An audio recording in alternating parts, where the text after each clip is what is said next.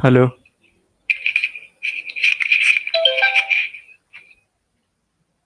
Yes, Parth, you are audible. Okay. So, a very good morning to all of you. So, welcome to the first monthly meetup for this year 2021. So, before we begin with the workshops, let me just give a brief introduction about Null, the open security community. So the basic idea behind the Null community was to share knowledge in the specific domain of information security. It also promotes and further advances security research. And the main objective behind Null is to make infosec learning fun. So since 2010, Null is registered as a non-profit society and trust in Pune. So whenever you read or listen about anything related to Null, it is absolutely free and open. It is also important to note that there is no place for hate speech, piracy, or any unlawful activity or illegal activity in Null.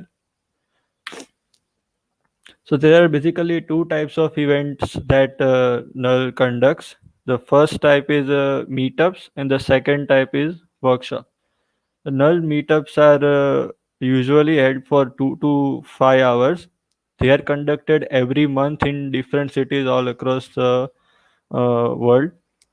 Here, anyone can present them as a speaker, be it a student or a security expert. They can come up with a nice topic and then they can present among the attendees.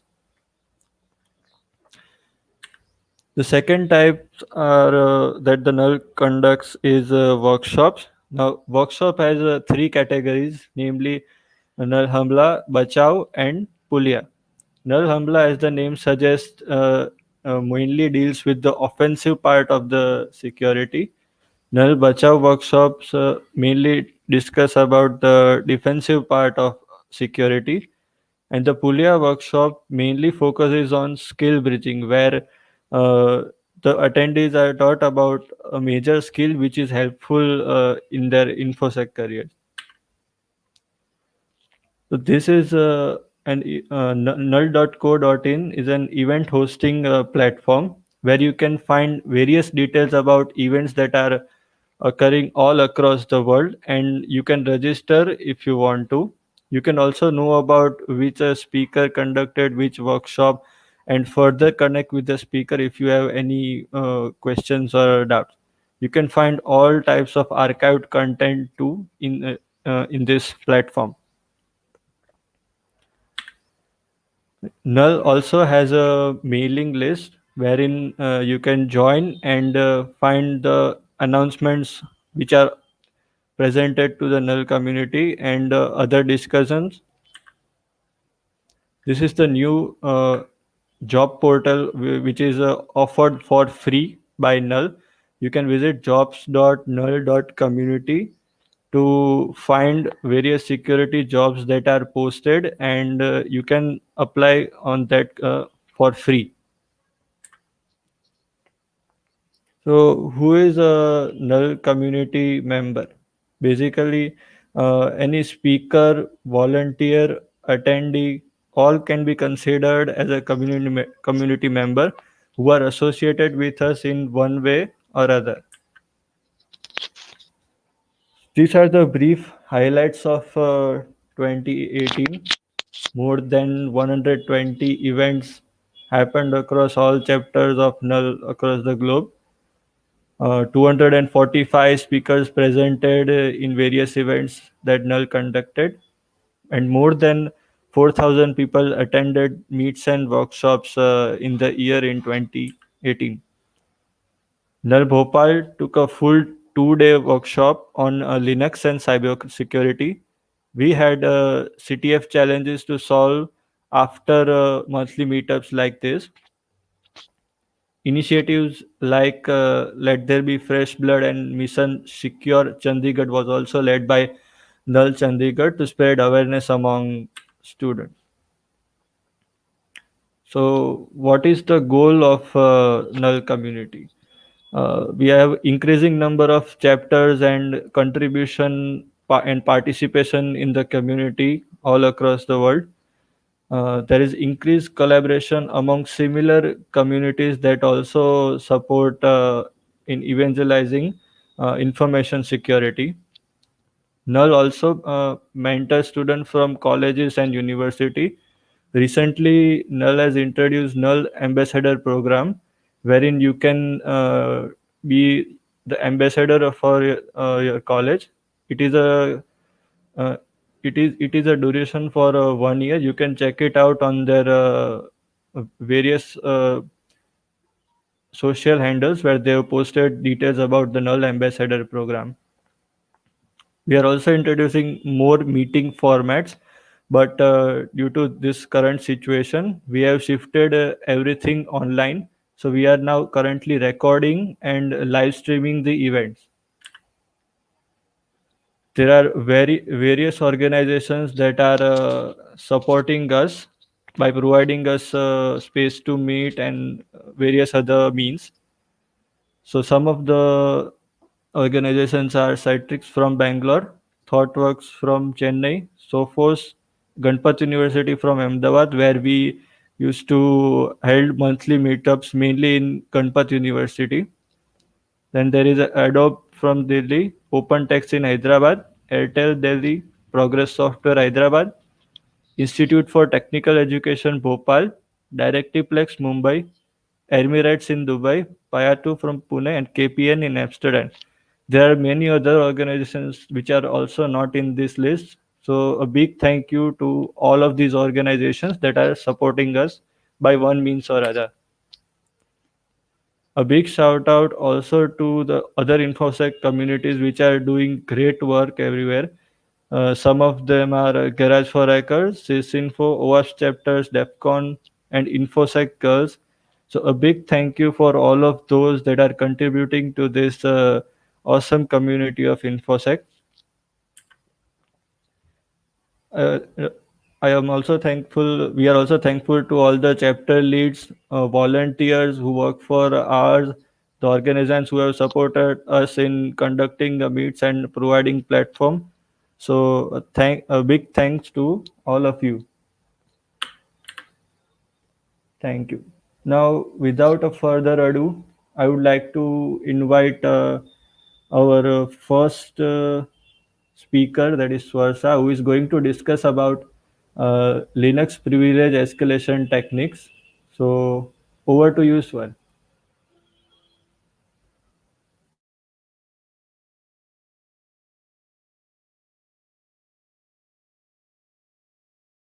Hello, am I audible?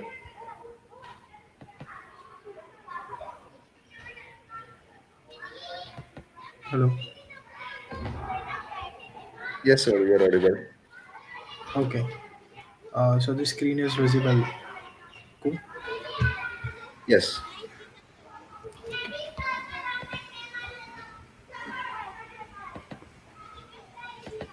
Okay. Good morning, everyone. Hope you all are doing good and are healthy. Today we will be learning about Linux privilege escalation techniques. So let me introduce myself.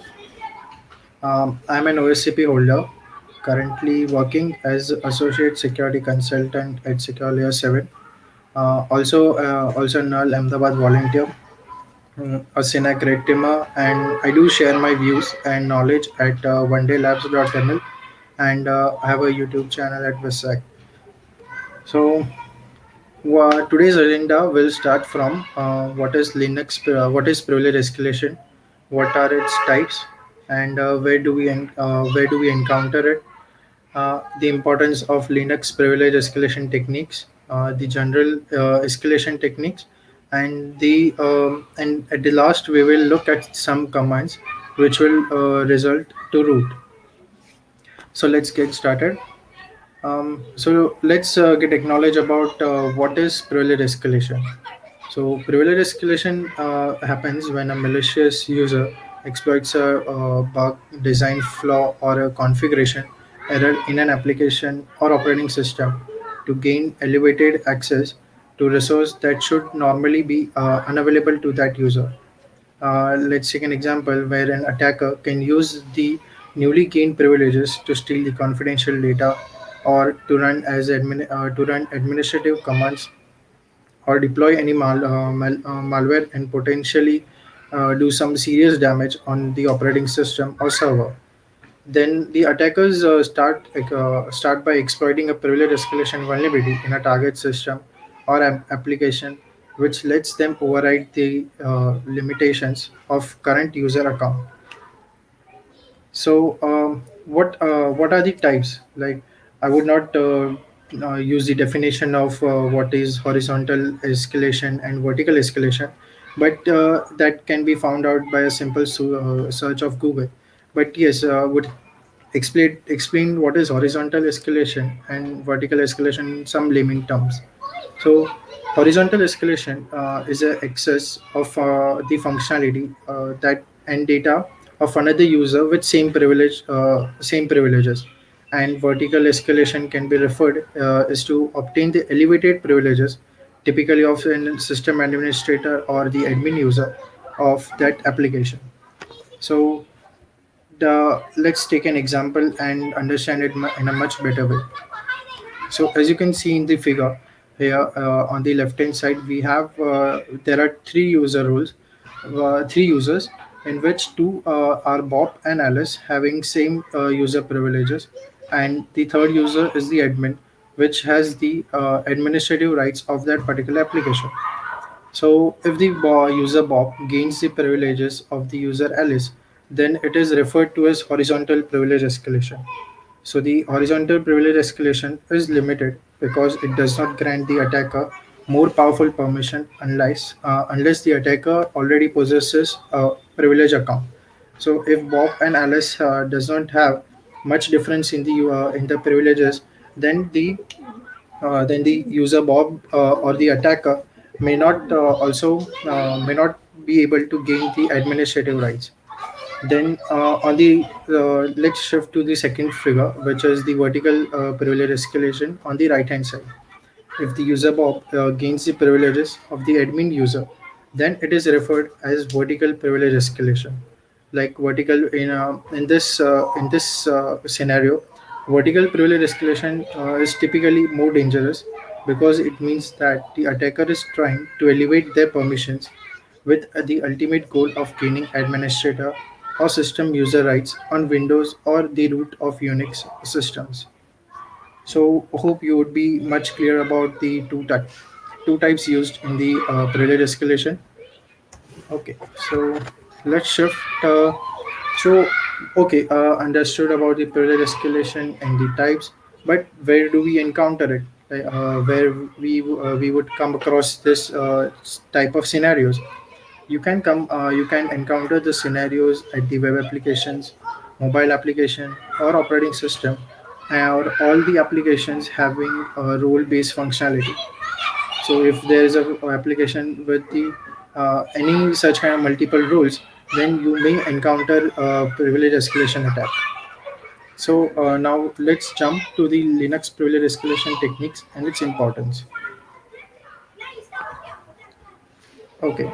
Um, so the import having a question why we need to learn about the Linux privilege escalation.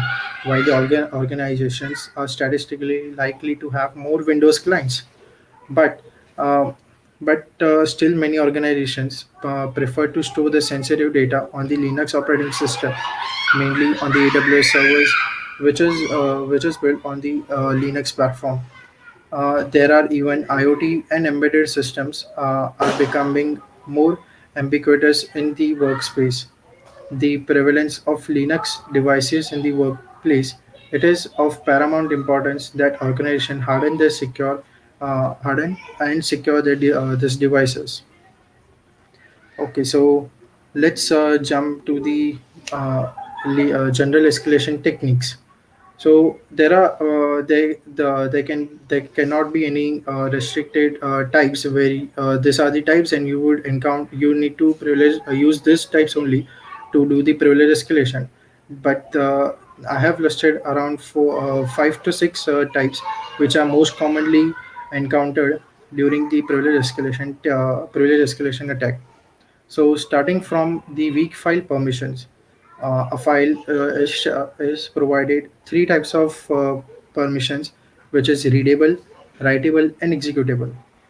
Some files are meant to be read only by root, while others can while others cannot be read by anyone other than root. So sometimes files permissions are misconfigured. There are some files which have shared user rights. So let's take an example. If the etc shadow file, which stores the passwords of the whole system, no one could read it except the root. And if it is misconfigured, or if the similar privileged user is allowed to have the access of that file, that may encounter into a privilege escalation attack. Then comes the second technique, which is called which is the sudo. It has generally two types. It is shell escape techniques and environment variables.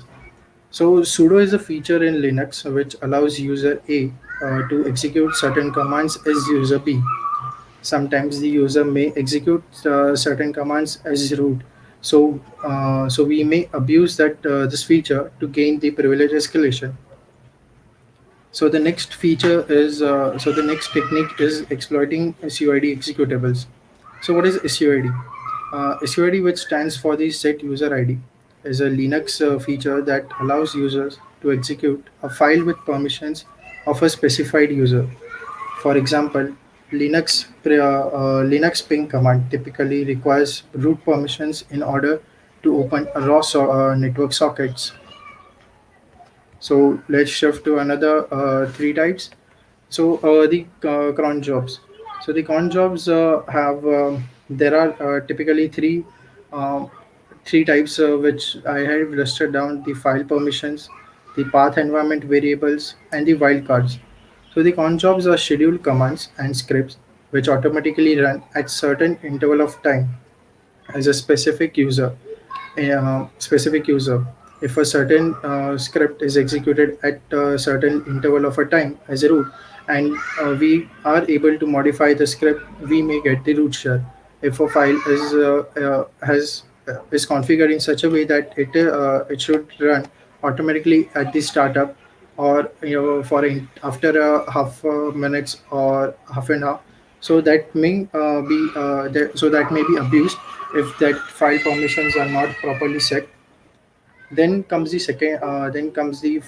fourth point: the kernel exploits. As you may be aware about the kernel exploits available at the exploit DB, or the CVs even. The kernel exploits are the programs that leverage vulnerabilities in order to execute arbitrary code and elevated permissions. The successful kernel exploits typically give attackers super user access to target system in the form of a root command prompt. So if the Linux has a lower version which is vulnerable to any kernel exploit, that may provide an attacker with a silver spoon the as the as the exploit is crafted at the exploit DB, and he or she may get the elevated privileges with a simple exploit. Then comes the misconfigured permissions and services. So the most famous misconfiguration is the NFS no root squashing. NFS is a protocol which allows the server to share specified directories with other computers. You should always check if web servers, mail servers, database servers, etc. are running as root. Many times, web admins run these services as root and forget about the security issues it might cause. Even there are files which are only meant to read by the root, but can be read by anyone, and that may encounter into the privilege escalation attack. So and we have understood about the points, but show us any. So let's see some of the techniques in deep dive. So starting from exploiting SUID executables, the first point which needs to be known is the rights provided to a user at a particular file. So as you can see, the first command is the character S instead of X indicates that the SUID bit is set. So that this file can be abused for the privilege escalation attack. Then SUID is a feature when used properly actually enhances Linux security. The problem is that administrators may unknowingly introduce dangerous SUIDs configured when they install third-party applications or make logical configuration changes. Then the second command, the find uh, backwards slash hyphen permission hyphen u is equals to s. These command it prints the executables which have the SUID bit set. So look checking for an individual file or looking each and every directory for the SUID bit set, then you can use this command for checking the executables right. Then, then if you have any interactive shell, so if you have the system shell and you want to escape it, you may use the exclamation sh command. Then, if you want to find all the SUID executables on the Debian VB, there's a bit long command, but it grabs all the SUID executables on the Debian VB VM. Sorry. So and the then the next command comes to list files with all the SUIDs and even with the permissions in the systems. So this may be visible in the image. How the exploitation was possible after checking for the permissions of the in the system. So then comes the exploiting pseudo right user. So first of all, we can run find cat and python as sudo. The all commands will run as root when run with sudo. If we can somehow escape to the shell through any of these commands, we make it the root access. So, if you are exploiting a VM and you have encountered to the lower user shell, so first you may check that what all if you have a SSH connection or the password of that user. Getting it after, you need to first of all check for the sudo hyphen space hyphen l permissions to list down all the all the directories all or the permission or the path where we can execute with the sudo command. Then the next command comes to find executable parameter which can be used for the arbitrary code execution. So never give sudo rights to any of the programming language, compiler, interpreter, or the editors. This technique can also be applied to Vim editor, more, less, Perl, Ruby, and others.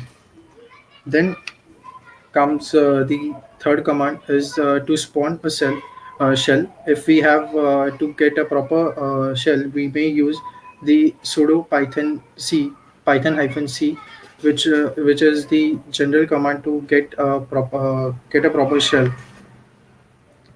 So the next technique is the exploiting badly configured cron jobs.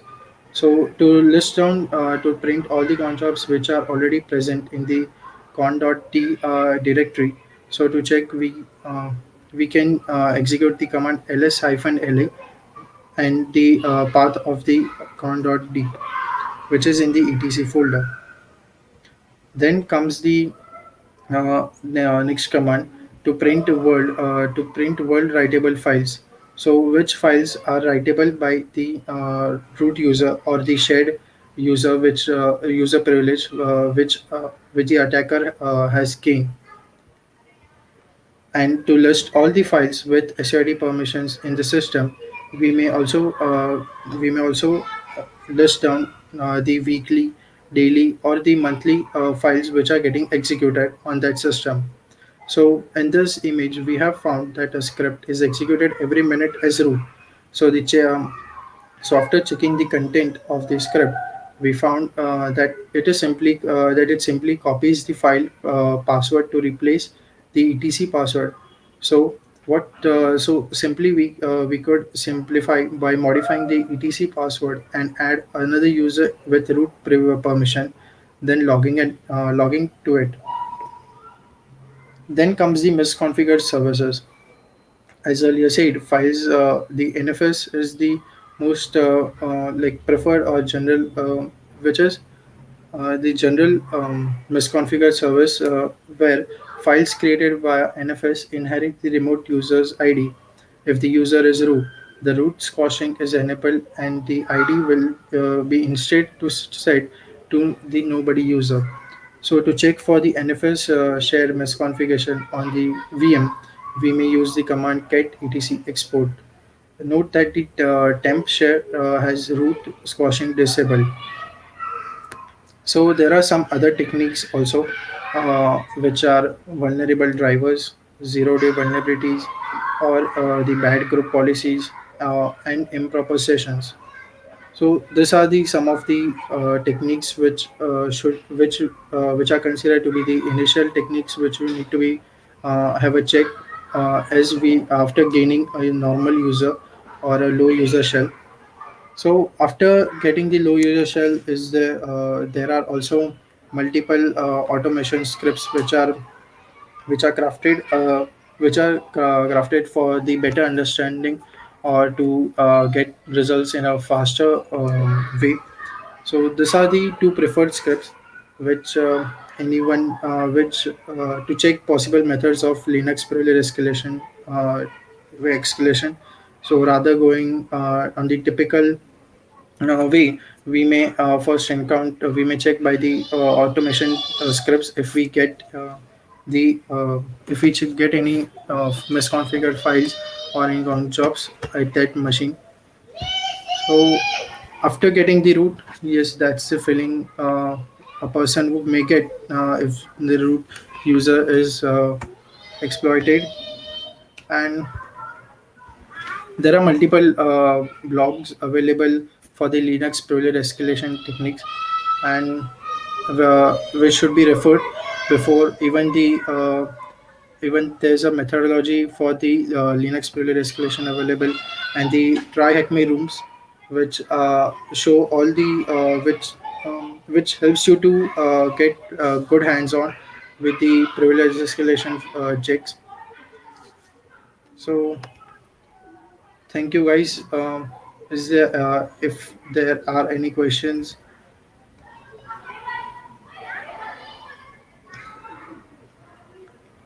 Yes, Jay. Yes, so I would like to wait for another minute Okay. just to check the comments if anyone has any question. Yeah.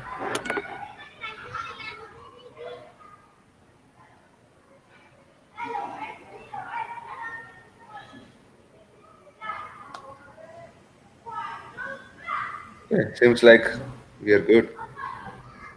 And it was really an insightful session. Thank you so much, sir. Thank you. With that, we have our next speaker aligned, Sanjay Gundalia. So, Um, yeah, Wait a so, second. Yeah.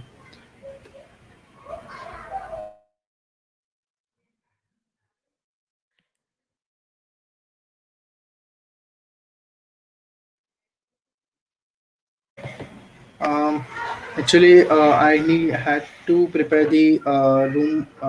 I prepared the room for the VM for the privilege escalation practical, but it uh, got crashed just last night. So I would have a practical session in the next month with a proper VM configured.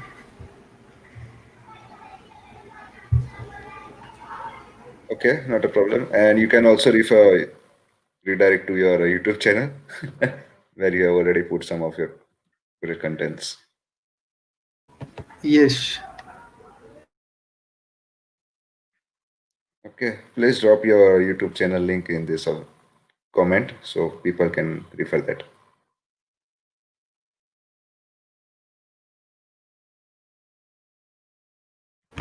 So the next speaker is arriving in 5 minutes.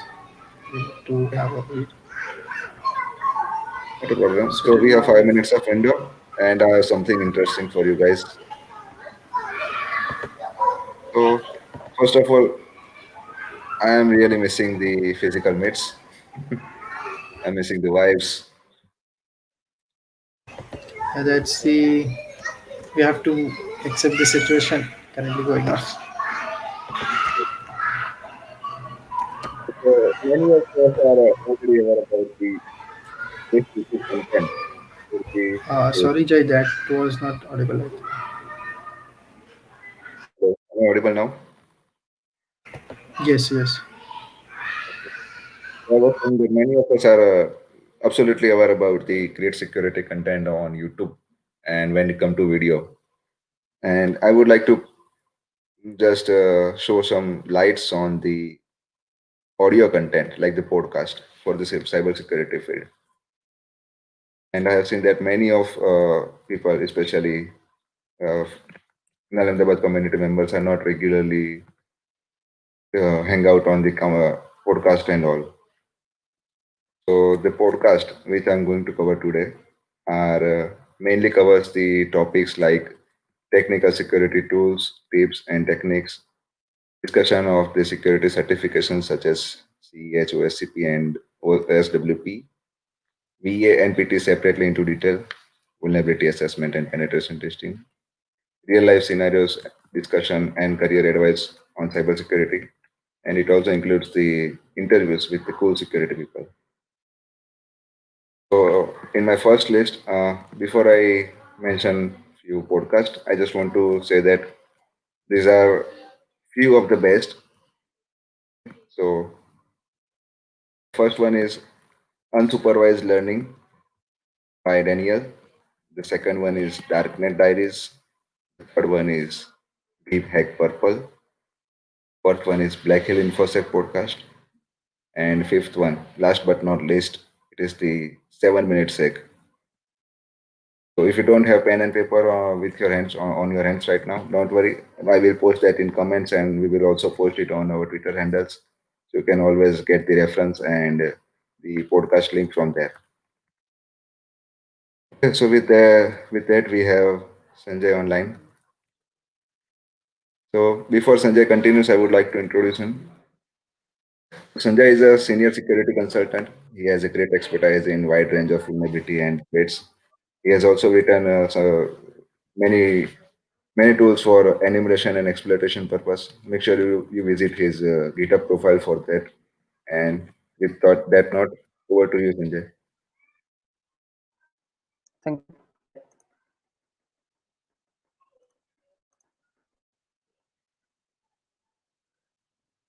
So can anyone confirm that my screen is visible and I'm audible? Yes, you are audible and your screen is coming. I will give it another second. Okay, I think I can see it now.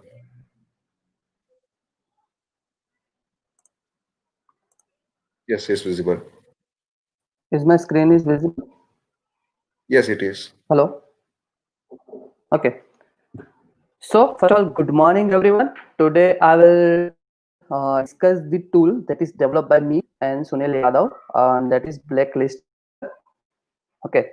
So the approach or the idea behind to develop this Blacklister is to accumulate all the secret key or the public key or private key which is available on the open source platform like GitHub or the forums like Microsoft forums and everything, and try to use that to perform the attacks for that particular keys.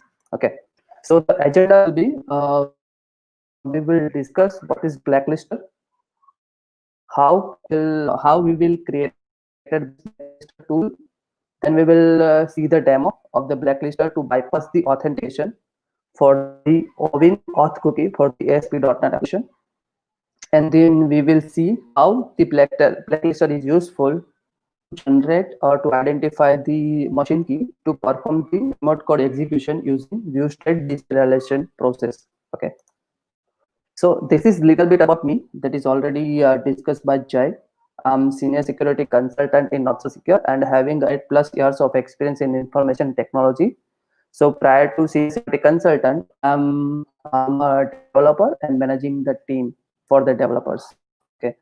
So this is if you want to connect with me, you can connect with me using LinkedIn, Twitter, or you can visit my personal website for my latest research. So for this demonstration purpose, we will using this website. But before that, if any of the application is configured for the ASP.NET application, you can see there is a machine key section in the IIS configuration, which is by default set to auto generate. Okay, so let me show you. If you navigate to the any of the configuration from the IIS server or if you navigate to the default portion is SHA auto and it's auto generated. Okay, so what's the problem to being auto generated for the particular application? So let's say there is a web farm scenario. Let's say you have a huge load on your application. So what you will do, you will divide your application to the multiple load balancer. Okay, so let's say web server 1, web server 2, web server 3, and you have a users from multiple browser like Internet Explorer, Firefox, and the Chrome. Okay, so when you deploy your application, you deploy your application with default setting as an auto and the auto generated must be. So what's the problem in that? Okay, so when you deploy your application, you will deploy, let's say you will deploy using default setting, then the server will auto generate your application with this let's assume it will create the machine key section for the particular application on web server 1 with validation key 1, decryption 1. Okay, it's for the demonstration purpose, it's not that much short, it's huge key that is not bootable. On web server 2, let's say auto generate validation key is equal to 2. Okay, and on web server 3 it will generate using validation key 3, decryption key 3. So what's the problem? So let's say ASP.NET application use the machine key for the various purposes. It will input the use state. Okay. Sanjay, sorry for the interruption. Authentic. There are minor glitches in your voice. Can you please check your internet connection if it is possible?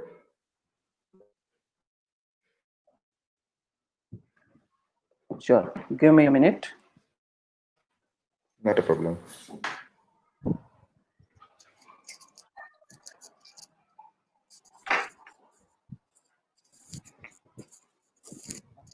Is it fine now? Yes, better. Hello. Okay. So I'm starting with the slide 4. It might be a glitches in the voice. So whenever you Yes, deploy any that will help. application, the machine key section, yeah. So whenever you deploy your application, the machine key section by default auto generate the keys, right? Okay. So now if your application is very popular and you have a too huge load on your application, then you choose in the web form scenario you will deploy your application into the multiple server, right? And you have a different user from the different browser as well, right? So what happen if you deploy your application? So it will pre-configure this auto generated machine keys. So what will happen in the web farm scenario? So for the web server 1, it will generate the key. Let's say validation key is equal to 1, decryption key is equal to 1, because the default setting is auto generated. So it depends on the web server how it will generate the machine keys, right? So on the web server 2, it will generate the validation and the declaration key is equal to 2. On the web server 3, let's assume that it will generate the validation key and the decryption key is equal to 3, right? So now what's the problem?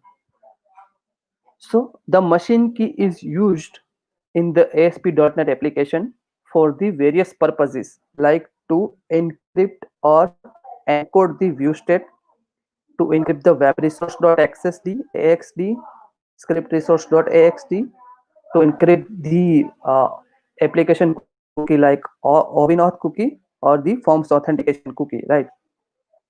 So let's say whenever you browse the application from Internet Explorer, it will send your request to web server 1, okay, and it will encrypt your data using validation key and the decryption key of web server 1. It will serve the response accordingly. Now due to the load balancer, let's say your next request sent to web server 3, right? So it having a validation key is equal to 3 and decryption key is equal to 3, right? And web server 3 is not able to decrypt your traffic because there is a mismatch with the validation key and the decryption key, right? So in such scenario, application respond with this error messages. Validation of the view state make failed if the application is hosted by the web farm cluster. Ensure that machine key configuration specify the same validation key and the validation algorithm. Auto generate cannot be used in a cluster, right? So if developer see this error message, it will try to understand what does this error message means, right? So it will go to the very popular website, like it will search for the docs.microsoft.com because it's a valid website, right? So it shows that if the scenario involves a web farm scenario, right, then the machine key should be same across everywhere and use below key to maintain the consistency on all the web server on the web farm, right? So what the developer will do, it will just copy this particular tag, paste this particular tag into the web.config file. Let me show you where.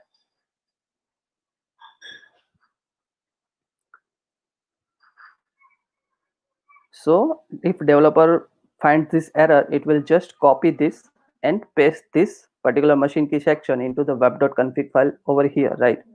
And suddenly the error message disappears, okay? So developer will happy, right?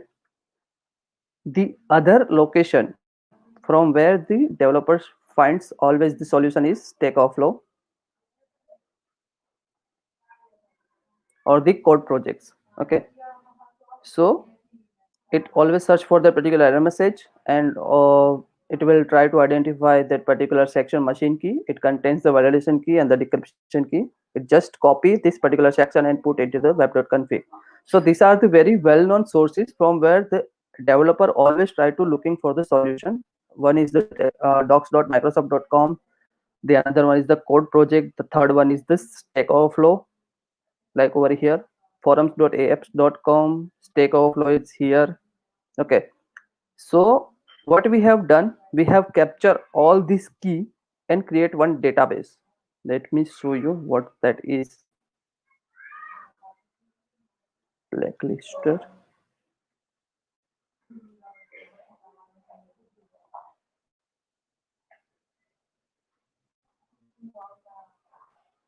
So you can navigate to this, if you want to use this particular tool, you can navigate to release section and use the latest version, right?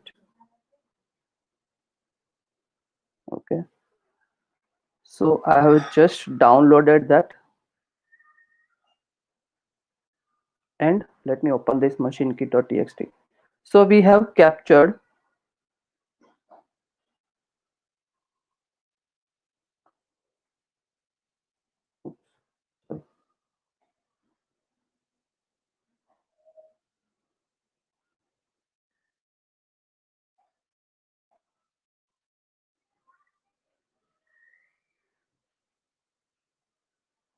So we have captured all the machine key that is available on the GitHub or on the Microsoft forums or on the Stack Overflow. Okay, and created one database that is machinekey.txt. Now let's see the demo how this can be exploitable. Okay, so for the demonstration purpose, I have just created two applications. One, we will see the authentication bypass in ovin.cookie, and another thing we will see the view state deceleration. Okay, so there are multiple parts in the view state deceleration, but I'm taking only one as an example. Okay, so let me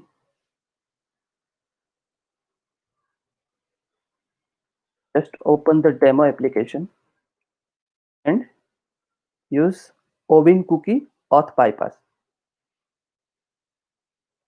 So when I click on this,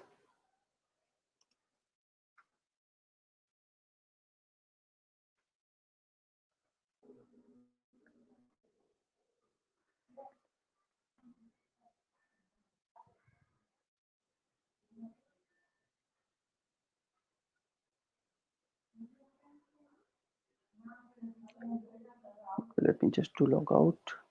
Okay, so for the demonstration purposes, I have already created two users, Sanjay at mailinator.com and admin at mailinator.com. Okay, so using this blacklister tool, we have to impersonate Sanjay at mailinator.com to admin at mailinator.com. So basically, we are doing the privilege escalation. Okay, so whenever we perform the login activity, let's say Sanjay at mailinator.com passwords. Let me capture that cookie.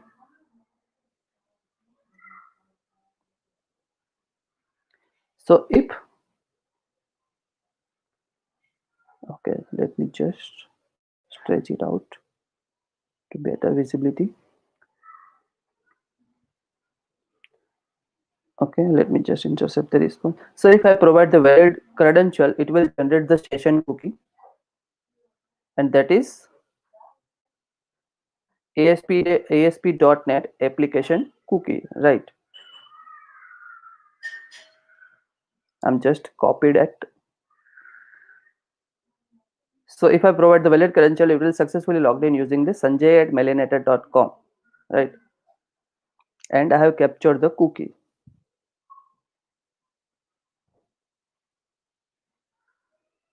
Okay, that is correct. Let me just confirm that. Okay, it's correct. So using blacklister, you can always navigate to the readme doc, and there are multiple purpose for that the blacklister is written. So currently we are trying to decode this cookie using the blacklister. So ASP.NET wrapper, right? Key path is equal to machinekey.txt. That is the database that we have created from the keys that is collected from the public places like GitHub, Stack Overflow, Microsoft Forum, etc. And the encrypted data is our session cookie. So let me just copy this and replace it over in the command. And we have to perform the decryption process for the purpose is equal to ovin.cookie. Okay. So if I copy this command and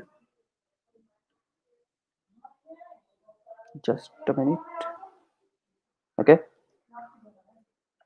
and run it using asp.net.exe,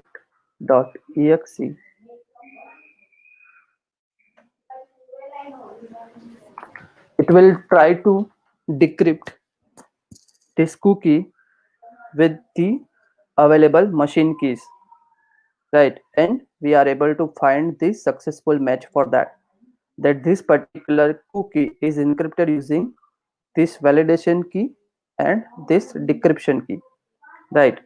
And the data is stored in the decrypted text.txt file. So let's just understand what's contains this decrypted text. So it contains decryption key, decryption algorithm, validation key. Okay. Let me zoom it out.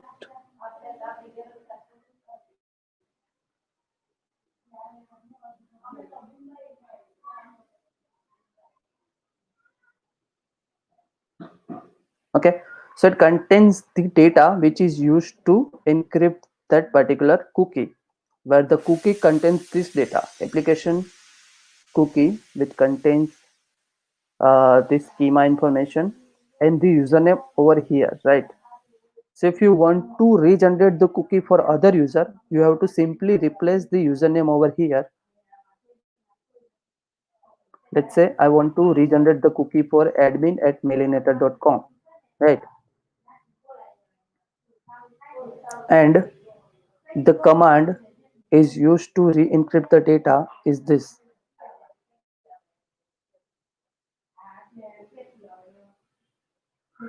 Okay, so we just say that please encrypt the data for the decrypted data file path is decrypted text.txt.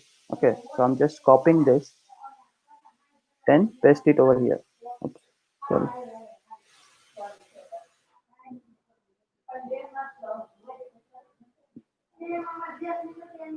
Okay, so it will regenerate the cookie for admin@mailinator.com instead of sanjay@mailinator.com, right? So I'm just copying this. Try to refresh the page. Let me just intercept that. Try to refresh the page. Okay.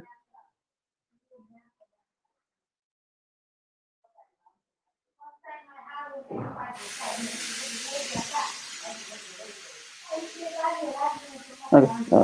Still not working. I know the problem. So if we refresh the page, let me send this request to the repeater. Okay, and replace the cookie over here.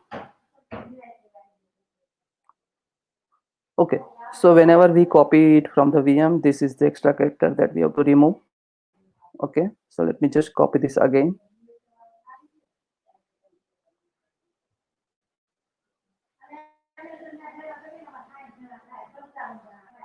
Refresh the page again. Replace the cookie that we have regenerated using the tool. Intercept is on. You see, we are now logged in using the admin@mailinator.com. So this is the power of this tool. We are able to decrypt and re-encrypt the session cookie if application developer or uses the blacklisted machine key that is available on the public sources, right? So now let's move ahead.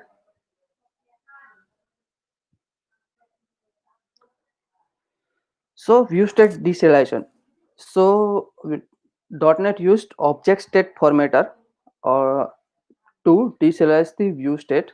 Okay, and object state formatter supported gadget of bisoserial.net. So there is a utility that is called bisoserial.net. If you navigate to this,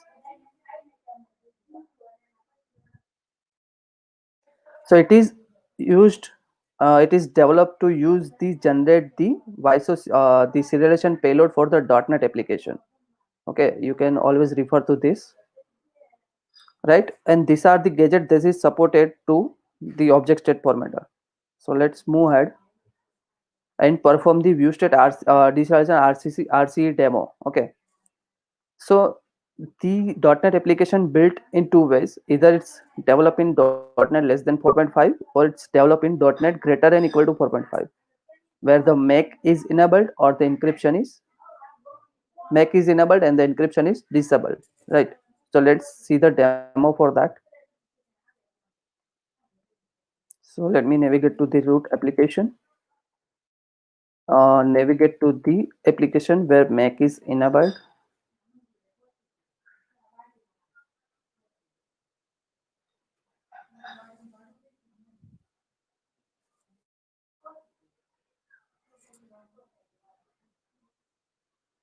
It's taking time. Just a minute. Okay, now it's working. If I provide the sample data and click on button,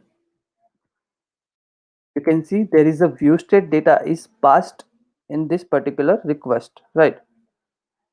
So using the blacklister, we can also decrypt or decode the view state data if application use the blacklisted machine key. Okay, so to decode the view state, capture this, copy this command, paste it into the notepad, right? You have to capture this view state data, paste it into the commands.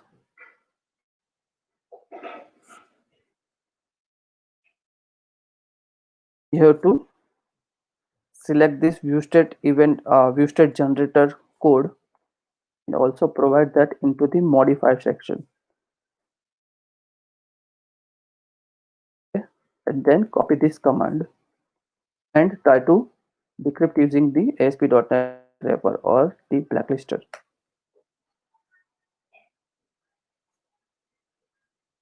Okay, just a minute. There might be problem with the copy command. Okay, there has a single slash and I have provided the 2 slashes. Okay, so let me just copy this again. So you see the view state is also encoded using this particular validation keys, right? So using blacklister, we are identify that this particular application using the blacklisted keys. Okay, so now let's perform the deceleration attack, and for that, to generate the deceleration payload, we are using visoserial.net. Okay, and to copy the command,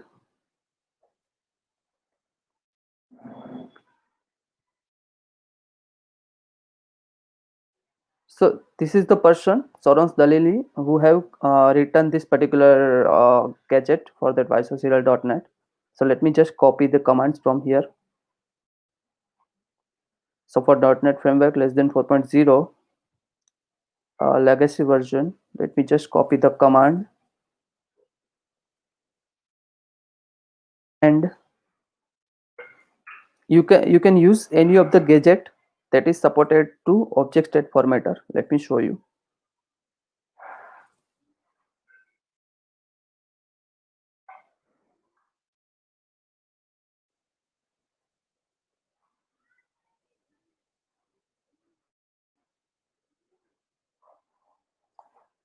Object state formatter.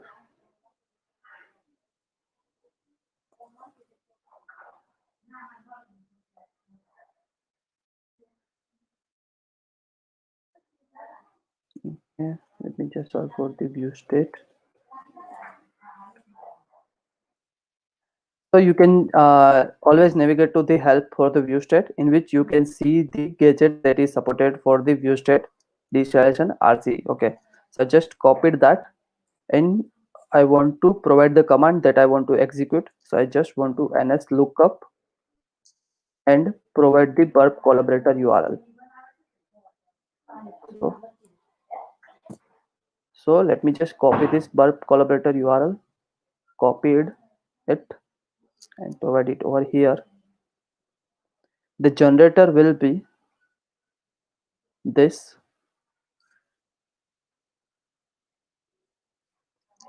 So validation algorithm, you can identify that validation algorithm is SHA1 and decryption algorithm HAS. Okay, so the validation algorithm is SHA1 and the validation key is this that we have identified using blacklister. Copied it, copy. Okay, let me just navigate to the visoserial.net and generate the payload for that. Okay, let me just copy this.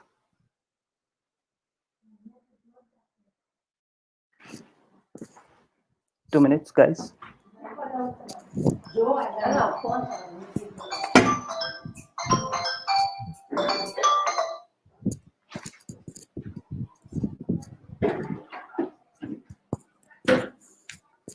So I've just created the payload, okay, and copy it. So let me just copy this. I'm not selecting the first character because when I select it, it will not work due to this that extra character that we have seen in the previous exercise. Okay, so let me provide this in our burp sheet. Send this to the repeater. Replace the view state parameter. Okay, and encode that using URL encode key character that is required in order to perform this particular attack. So if you send,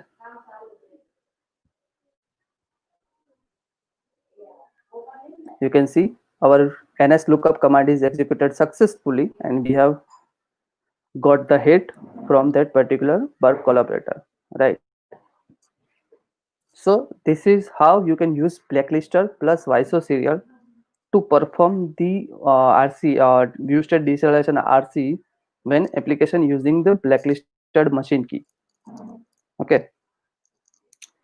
The third thing, let's see our third demo. That application is built on 4.5 where MAC is enabled or disabled and encryption is always enabled, right?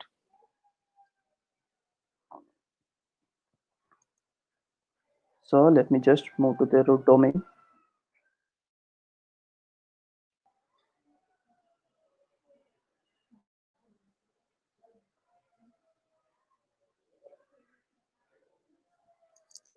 So it's loading. It's take some time. Okay, just provide something data, sample data, and click on button.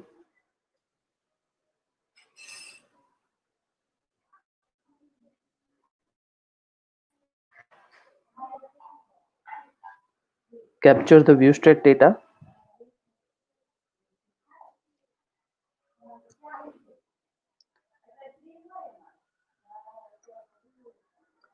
So in order to decrypt the view state, which is encrypted, you have to copy the command, sample command from here. Copied it. Provide capture the encrypted token or the encrypted view state parameter. Okay. For purpose is equal to view state. You have to provide the IS directory path and the target path. Okay. To better understand this particular portion, you have to always refer to this particular blog, which is well written. But for the IS directory path, you have to provide the folder in which the application is created, right? So let me just copy this. That IS directory path is this and target page path, right? So that is about.txt. You have to copy it from the actual URL from here. This is the target page path where ASP.NET application extension is ASP.ASPX. So you have to always mention that. Copy this command.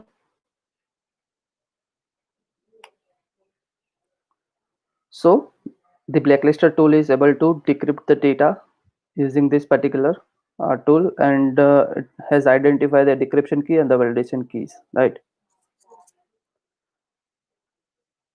So let me just try to generate the payload for the view state where view state is encrypted. So for .NET greater than 4.5 where the view state is encrypted, you have to just copy this command, use the type confused delegate. You can use any of the gadget because I've created the demo with the type confused delegate and that is working. Okay, so I'm using this, using the same lookup command.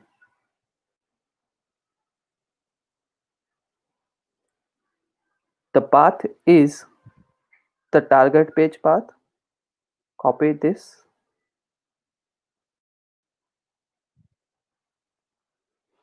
The app path is as detectory path that you have to copy it from here.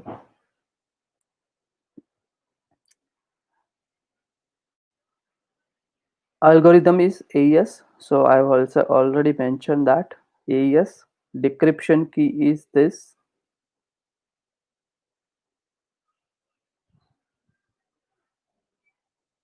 So let me just replace that. Validation algorithm is SHA-1 that you have to capture it from here. SHA-1, and the validation key is this.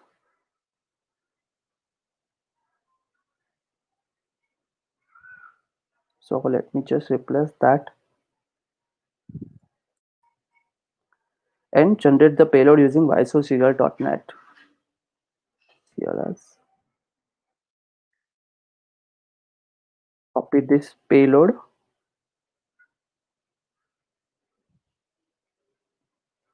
Paste it over here. I'm not selecting the first character as I already mentioned. What's the issue is that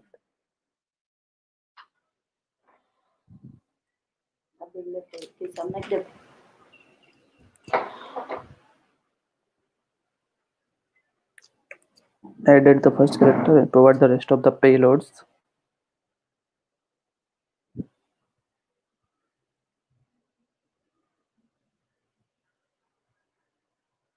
You will encode key characters and send.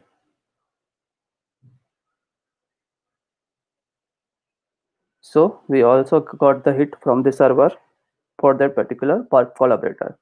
Okay, so we have just exploited the view state deceleration where the view state is encrypted using .NET 4. Greater than equal to 4.5 with the help of blacklister plus visoserial.net.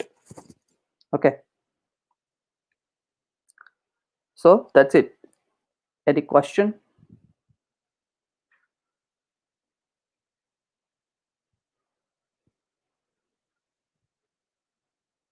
Hello?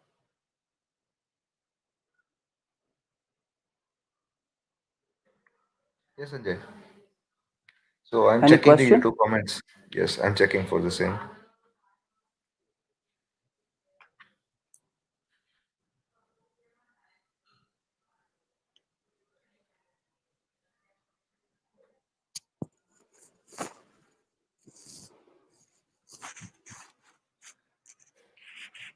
No questions. So this tool is publicly available, right? Right, both the tools are publicly available. Visoserial, you Mm-hmm. can go to Pawn Master, Pawn Tester, and for Blacklister, that is published on our company's website, Not So Secure, GitHub. Okay, perfect. All right.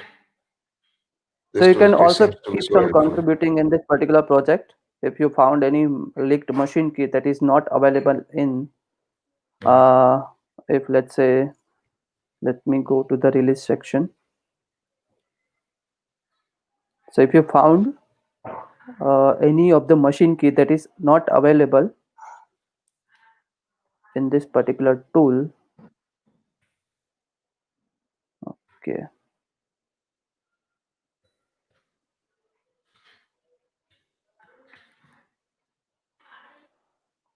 in this particular txt file, you can always keeps on adding that.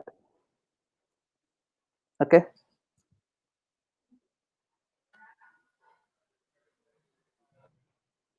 any other questions? It seems like your internet was. I didn't hear Sorry. you. Can you please repeat the Hello. last sentence?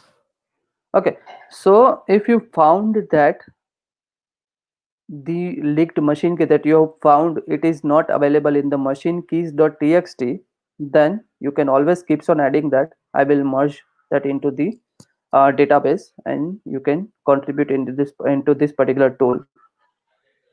All Okay, right, sounds good. Okay, sure. Right, if possible, please drop the links in the comment section so people can use sure. that easily. Okay, Okay, thank you let me so much, just Sanjay. That was really amazing session. thank you. So, with that note, we have the most exciting session, the quiz session, which is going to be conducted by Kuldeep and Pooja. Hi, am I audible? Yes, Kuldeep, you are audible. So, guys, I just want to give a shout out to Kuldeep and Pooja. They are working very hard to prepare these quiz sessions. So, shout out to you, Kuldeep and Pooja.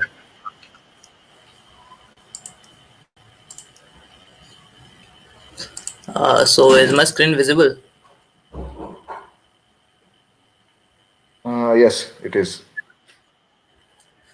Yes. So hello everyone. This is Kuldeep. And this month we have came up with a infosec quiz. So usually we do it every month, but sometimes we miss it in between. This quiz was developed by me and Pooja Plavela. Unfortunately, she is not available right now, so I'll be conducting the quiz. And so let's jump straight into it. So everyone go to this URL joinmyquiz.com/pro and enter this game code and you will be joined here.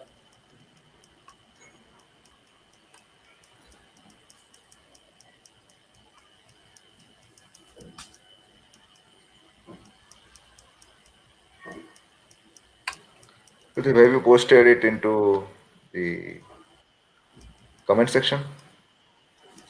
Yeah, sure. Just a minute. I'll post it there. Okay.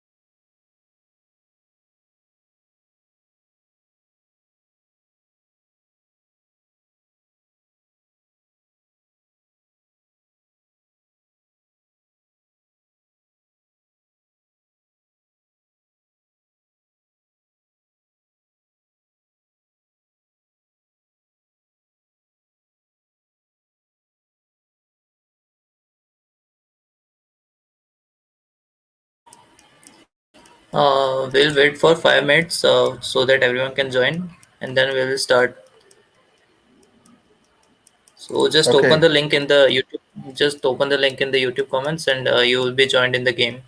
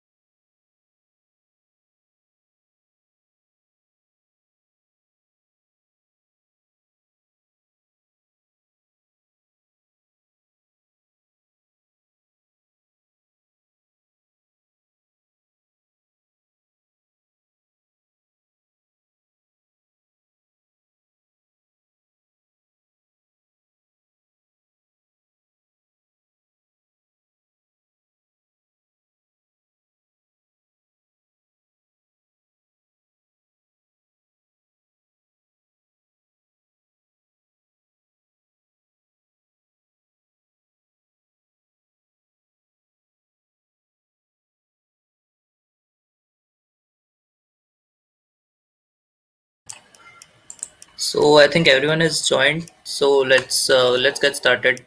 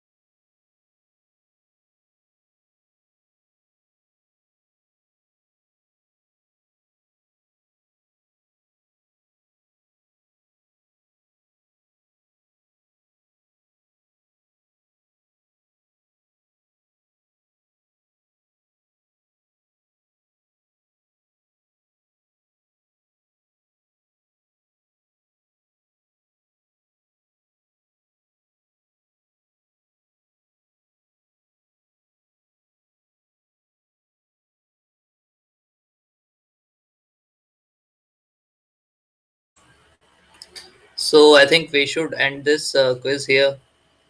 Almost everyone is completed.